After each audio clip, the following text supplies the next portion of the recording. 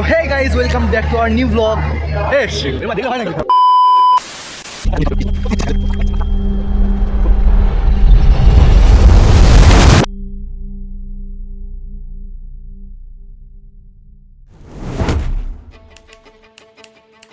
Dhanbad, the coal capital of India. ভারতীয় অর্থনীতির মেরুদণ্ড বলা হয় যাকে, কিন্তু এখন আমরা সেসব ভৌগোলিক কিংবা ঐতিহাসিক বিষয়বস্তু নিয়ে আলোচনা করব না। এখন আমরা যাব ধানবাদের সেই অত্যন্ত মনোমুগ্ধকর জায়গাগুলিতে, যেটা কিনা কলকাতা থেকে মাত্র 4-5 ঘন্টা দূরত্বে অবস্থিত। 18 অক্টোবর 2025 দুপুর 12টা। এখন আমরা আছি কলকাতা স্টেশনে।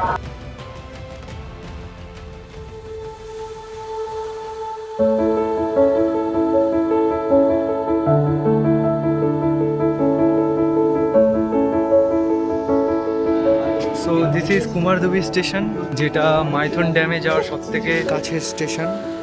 সো আমরা কাল বিকালে সানসেটটা দেখার জন্য মাইথন ড্যাম চলে এসেছিলাম।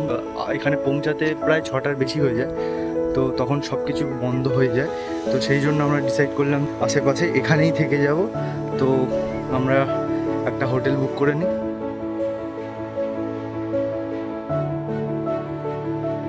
তো আমরা স্টে করে যাই। এখন বাজে ঠিক সকাল 5টা, এখনও পুরোপুরি বাজেনি, বাসতে যায়। তো আমরা বেরিয়ে পড়েছি মাইথন ড্যামের সানরাইজের উদ্দেশ্যে। তো চলো বাকিটা তোমাদের দেখাই কী দেখছি।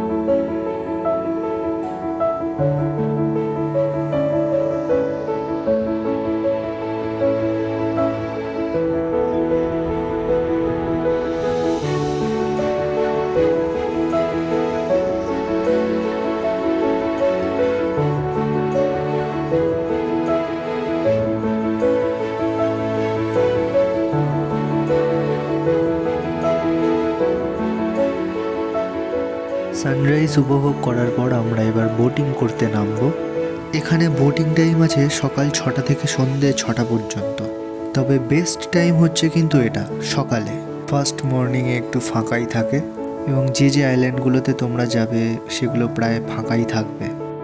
Literally experience will be much better in an empty space than a crowd.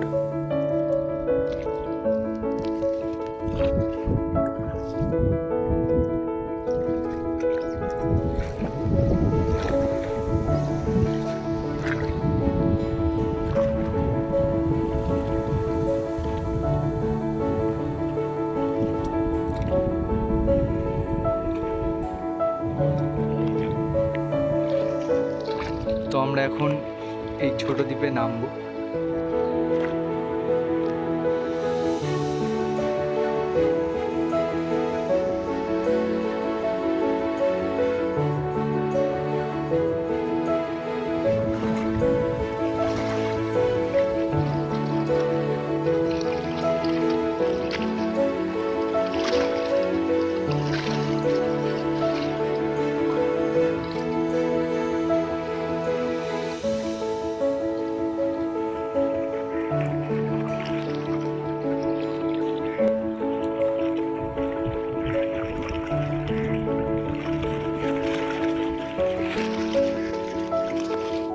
তো আমরা এখন এই ছোট দ্বীপ ছেড়ে চলে যাচ্ছি।